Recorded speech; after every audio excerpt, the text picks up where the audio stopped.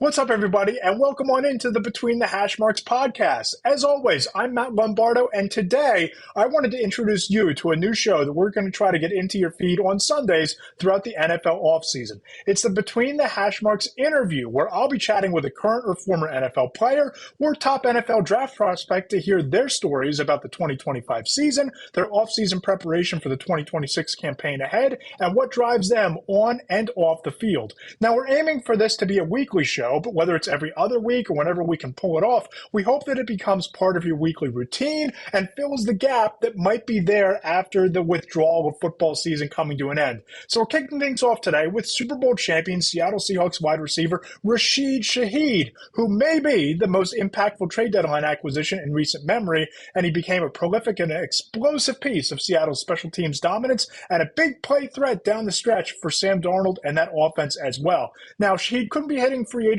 at a better time after catching a career-high 59 passes for 687 yards and a pair of touchdowns, and at 27 years old, he's going to be one of the most coveted free agents available. That is, if the Seahawks let him shake loose from a pretty dynamic wide receiver room. I'm excited to be able to bring conversations like this to you each week, and we're thrilled to have you here along for the ride. Now, let's get after it. Yeah, so this is a conversation that I'm really excited about. We're joined by Super Bowl champion Rashid Shaheed. You can follow him on Instagram at Rashid.Shaheed. Rashid, how you doing, my man? I'm doing great. Enjoying the offseason. And of course, congratulations on winning that Super Bowl. Super Bowl champion has a heck of a ring to it. Take me through that moment and the emotions. When you look up, the clock strikes zero, the confetti is swirling around Levi's Stadium. What was that moment like for you? Tell me about that experience. Yeah, that experience, it was a once in a lifetime. It was everything that you kind of dreamed of as a kid. Just all kind of happens at that moment. And to have my family down there to celebrate and all the confetti and everything, it was a dream come true. And it's a moment that I'll definitely be searching for again. Dude, that's awesome. And you mentioned moment. Your season really was a collection of really cool moments. And the one that jumps out to me, maybe the biggest of all from an individual standpoint, was your kickoff return for a touchdown on the opening kickoff against the San Francisco 49ers in the playoff game at home that basically ended the game before it started. What was that play like for you? It was amazing. It was a play that, we kind of had an idea would work throughout the entire week. We kind of schemed up that return, and we knew it would kind of hit towards the middle where it did. And I was able to break a few tackles and off to the races. It was a special moment. It was a great way to start off the playoffs, and it was momentum. That's all it was. Is that like a holy crap moment when like you field the kickoff and it's like you've been practicing this all week, you've been drilling it, and all of a sudden the rush lane that you thought would be there opens up? Like, what's that split second like? Yeah, it all just kind of slows down, and you kind of think in your head like, "Oh wow, this is exactly how it was supposed to happen," and everything else, your body just kind of takes over from there. But yeah, no, it was crazy. Crazy, of course. And you've played at the Superdome, which obviously is legendary as a home field advantage and loud. Yes. I've covered games there as a reporter up in the press box, and it's like you need to wear earplugs because it echoes so loud off that roof there. Yeah. But that moment at Lumen Field with the 12s, the kickoff return, how does that compare to the loudest crowd you've ever been a part of? What was that like from that standpoint? Yeah, no, that was for sure the loudest I've ever heard a stadium. It was rocking. Yeah, I've had some loud games in the dome. Obviously, being in a dome, it's always going to be loud and rocking. But that moment at Lumen, the crowd was electric, almost caused an earthquake. That's wild. Could you feel like the field kind of shaking a little bit while you were down there? That was the first time in a game where I was actually like running down the sideline and I could hear the crowd. Like normally you're just so locked in and zoned in that, when you're running, you're just focused on getting there. But that was the one time where I could actually hear everybody like just going crazy. So it was cool. That's awesome. And of course, the moment you're traded from the Saints at the deadline, what was that whole process like? And what's the feeling like? Because you've been in New Orleans your entire career. Obviously, that's home for you for such a stretch. But you're going to the Seahawks organization right in the thick of a Super Bowl chase at that time. What was that experience like for you getting traded when you were? Yeah, it was quite an experience. It was pretty surreal. Obviously, I enjoyed my time in New Orleans. I love the city, love the fans. I obviously started my career there, and they gave me an opportunity to be who I am today. And the whole thing was just it happened so fast that you don't really have time to, think about what's going on. You just got to hop on the plane and, get to where you're going. And I landed in Seattle, and they made me feel like I was at home immediately. And the transition was super smooth. They made it easy, my teammates and my coaches. So I give them a lot of credit for helping the transition. I'm sure part of it that made it so smooth is that Clint Kubiak was there as the offensive coordinator, and of course, you played for him in New Orleans, and you were off to this terrific start in 2024 before your injury. How Yeah. much did that familiarity with Clint, with his system, with his scheme, with him as a coach, how much Yeah. did that make it easier for you to kind of integrate into what Seattle was building and into that offense so you could hit the ground running? Yeah, it allowed me to exactly what you said, hit the ground running. My familiarity with Clint, it allowed me to come in. It only took about a week before I could get, the terminology and, hearing the plays and all the whole system. It only took me about a week to get it all, back into my brain, and, didn't take long at all. So I feel like that's kind of how I was able to get acclimated so quickly, was my familiarity with Clint. And he obviously played a big role of why I ended up in Seattle. So I appreciate him. Oh, no doubt. And obviously, he's gone. He's the head coach of the Raiders, gets to run his Yeah. whole program. For Raiders fans that might be listening, what are the Raiders getting in a head Yeah. coach, Clint Kubiak? Well, because you know him obviously better than most players, being with him in two different spots. What kind of Yeah. coach is he, and how do you expect he'll play out with the Raiders? Yeah, no, I expect him to do amazing things. He's an amazing human, a great coach. He's gonna, push you to be the best each and every day. He sets an expectation every single day. He doesn't allow you to fall beneath that expectation, and that's the reason why he's had so much success with the two teams he's had throughout these last 2 years. And I'm not surprised at all that he's, a head coach now. I know he's going to do great things, and he's definitely going to turn that Raiders team around. He's got some fun pieces there with Ashton Genty, Brock Bowers, probably going to take a Yeah. quarterback. It's an interesting situation there for him to walk into.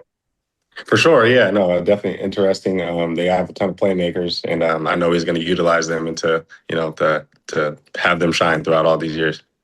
Talk to me about Sam Darnold a little bit, because he's a quarterback who's had a lot of question marks follow him, really dog him through the Mhm. first several years of his career, going back to 2018 and everything that went down with the Jets. And he has this incredible season last year in Minnesota, somehow Mhm. tops it this year with you guys in Seattle, wins a Super Bowl. What Yeah. stands out for you about Sam Darnold from your time together with him this season?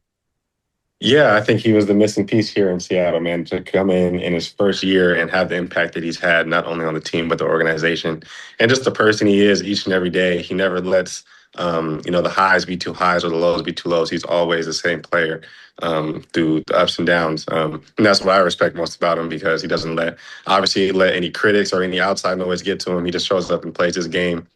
He's an ultimate competitor.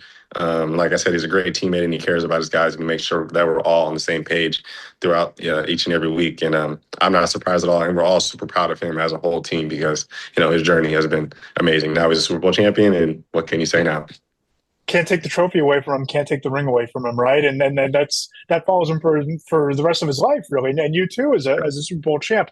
What was the adjustment like for you getting on the same page with him? Because walking in, in the month of November down the stretch, new quarterback, that can't be easy, right? You don't have the benefit of like a spring where you guys go Right. down to Los Angeles and you're throwing in the summertime, or all the Yeah. OTAs and training camp practices. What was that like crash course like, getting on the same page with Sam Darnold in that offense? Yeah, it was a new type of feel and experience for me. I've never been, halfway through a season having to adjust to a new quarterback, but I think it played out great. We spent obviously extra time, after practices, and extra, film study and all that stuff to get to the point that we were at. And yeah, no, it worked out fine. Sam's a true professional. He's a great quarterback. So, it doesn't take much to, build a relationship with, a guy like him. The ball is going to come, and you just got to be ready for it at that point. What makes a guy like Jackson Smith and Jigba so special? Because you watch him during the regular season, and he just the complete package, and some of the catches in the playoffs, the one-handed catch to move the chains along the Yeah. sideline in the NFC title game. Mhm. Obviously, one of the most prolific playmakers in the sport. You share a wide receiver room with him. You practice with him every day. What Yeah. stands out? What makes Smith and Jigba so special? His mindset as such a young player, He is so locked in on his craft and just being great. That's all he talks about is he wants to be how good he wants to be. And to step into that room and have Cooper Kupp kind of lead the way and mentor him early on throughout the season and me late in the season and just being a part of it all, I saw, how these guys work. And, I'm not surprised at all of the success that he's had. He proved week in and week out that he's the best receiver in the NFL. Offensive player of the year, man. We're so happy for him. And he's earned it. He works super hard. Like I said, he's a young player, but he has the mindset of a 10-year NFL vet, and it's quite amazing. There's a lot of alpha dogs in that receiver room. You brought up Smith and Jigba. You brought up Cooper Kupp. You walk into that room midseason. When you walk into that situation, what's the goal? What's the mindset? Because you have that game-breaking speed. You're obviously a weapon on special teams. When you Yep. walk into that first receiver meeting, what's the feeling, and what did you feel like you wanted to bring to that situation once you got there? Yeah, I just wanted to be myself for the most part, and they kind of emphasized that. My teammates, they knew the type of player that I could be, and they just allowed me to come in and just be myself. Not allow me to let the situation be too big. Just continue to remind me that it's the same game you've been playing. Might be a different uniform, but it's the same game. So don't come here and change anything differently. And they just kind of emphasized that, and I was able to just get accumulated with the room quickly. The receiver room has a bunch of great dudes, so it wasn't. Any lost steps or anything like that. I was able to just come in and hit the ground rolling. That's awesome. What's it like in there? Was there like a friendly competition or some way that you guys kept each other motivated down the Mhm. stretch? The motivation was really just to win games. We knew that the journey was what the journey was going to be, and we knew what type of team. We had our mindset. As soon as I got there, they were already talking about Super Bowl. So I knew that I was like, okay, this is serious. And it wasn't. It was fun in games, of course, but when it was time to lock in, we were super locked in, and we handled our business, and that's why we were able to have the success that we had. And you're in this great spot because you're set to become a free agent. And I don't know that you could ask for a better time, after you set a career high in catches, you win the Super Bowl, you're versatile in what you do on special teams. Have the Seahawks approached you at all about bringing you back, or are those conversations still kind of off in the distance in the offseason? Yeah, they're kind of off in the distance. I feel like in March, that's when kind of the conversations are going to heat up a little bit. And I'm excited for it all, man. I hope to be able to come back and, run it back, of course. But, this opportunity that I'm in, it's pretty special. Is that what you're going to be looking for? Is the chance to run it back, or what's the dream Rashid Shaheed scenario? Yeah, I would say for sure to be here in Seattle. I'm loving it. I love the organization. I love the city. Love the fans. Getting accumulated to this place, it's been nothing short of amazing. So I would not be mad if I stayed at all. It's a great town. I think I've only been there twice to cover Seahawk games, but so Yeah, memorable. I mean, you've been over to the Pike's Place since you've been there, and the market. Did you catch a yeah. fish? I did catch a fish. I did catch a fish. Yes, indeed. Yeah. Where's the go-to coffee spot for you? Because I mean, the original Starbucks is what it is, but like Seattle's known for its coffee. Do you got a spot that you I like to check actually out? haven't. I haven't had much time to explore yet. That's kind of why I'm still out here in Seattle, so I can kind of now venture and do some different things that I wasn't able to do during the season. But I didn't even know that coffee was like the main thing. I had no idea. Yeah, it's Yeah, just the coffee in the rain, I guess, right? yeah, for but sure. but you have this really interesting story because you play at a small school like Weber State. You go to the Saints and you carve out a niche for yourself there. You go and you win a Super Bowl with the Seahawks. You're about to cash in, whether it's in Seattle or elsewhere. Have you stopped to like appreciate that journey or what a whirlwind it's been, or what's that really been like for Yeah, you? Because it's like you're on this elevator to the top, man. It's been really right. impressive to watch play out. Yeah, no, absolutely. I feel like the journey in itself is just you just want to continue. I try not to get caught up in exactly all that's happened because I know that the journey is going to continue and I'm going to want to continue to keep getting better. I'm already thinking about what I could do next year, to improve my game and to get back to the Super Bowl.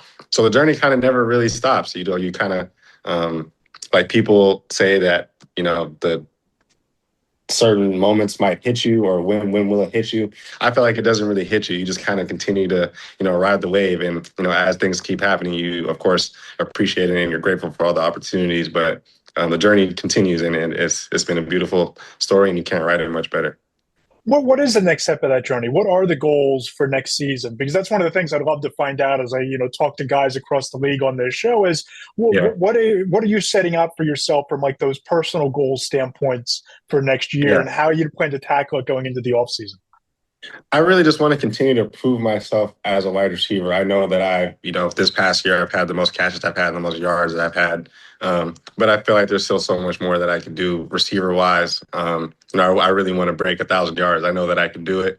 So being 1,000 yard receiver is definitely been my goals. But yeah, just keep improving, continue to be the best teammate that I can be, and attack this offseason so I can achieve those goals. You got the speed to do it. You can take the top off of defense whenever you want. We've seen that. You've shown that with all the work you do off the field in terms of getting ready for the offseason and next year. You've also recently started the Rashid Shaheed Foundation. Tell me what you guys are doing over there and the great stuff you have going on in the community. Yeah, so we just had our first football camp this past last off season. That's kind of the things that we're looking forward to doing. Getting out in the communities and just helping out, letting kids know that all this is possible. Putting a smile on kids' faces, and that's kind of the emphasis is give back to the kids, man. The kids are the future, and yeah, no, I'm super excited about it, and just continue to push out and spread positivity throughout the whole country, whether if it's in San Diego where I'm at, or here, or New Orleans. Just let the kids know that we're here, you're seen, and we're here to put a smile on your face. That's tremendous. How can people find out more? I will have an Instagram up and running here soon. We'll be posting more, pictures and photos of things that we'll be doing in the communities. So yeah, little things like that, and yeah, we'll be out and helping people out very soon. Dude, that's tremendous. He's Rashid Shaheed, Super Bowl champion wide receiver of the Seattle Seahawks. Congratulations once again, my friend. Go get yourself a coffee. Tell me where the coffee is in Seattle that I have to hit next time. Best of luck in the offseason in the future, and really look forward to chatting further up the road. Thank you so much. I appreciate you for having me, man. Thank you. Awesome stuff there from Rashid Shaheed. Really appreciate him taking the time just off winning a Super Bowl, and what a journey he had. We talked about it from, having a solid start to the year in New Orleans, getting traded. Now he's a Super Bowl champ, about to become a free agent. Really cool stuff. Really appreciate him taking the time. And thanks to everybody for listening. As always, if you enjoy the podcast, please go ahead and subscribe in the Apple Podcast Store. Leave us a 5-star rating and review. Let us know what you like about the show, maybe what you don't like, but leave those 5 stars. And if there's a guest, a current player, a former player, one of your favorite prospects in this year's draft that you'd like to have us try to get on either for the Tuesday pod or for the interview show on Sundays, leave us a 5-star review and let us know who that player is, and we'll go to try to get them on. You can follow me on Threads at Matt Lombardo NFL. Check us out on YouTube at Matt Lombardo 975, and on Blue Sky, I'm at Matt Lombardo. So if you'd like to support my work, support the podcast, you can also subscribe to the Between the Hashmarks Substack at substack.com. Really enjoyed the conversation with Rashid Shaheed. Really appreciate you taking the time to listen, and hope you enjoyed the show. We'll be back on Tuesday with Mike Tanier with a brand new episode live from Indianapolis and the NFL Scouting Combine. I'm Matt Lombardo. We'll talk to you then.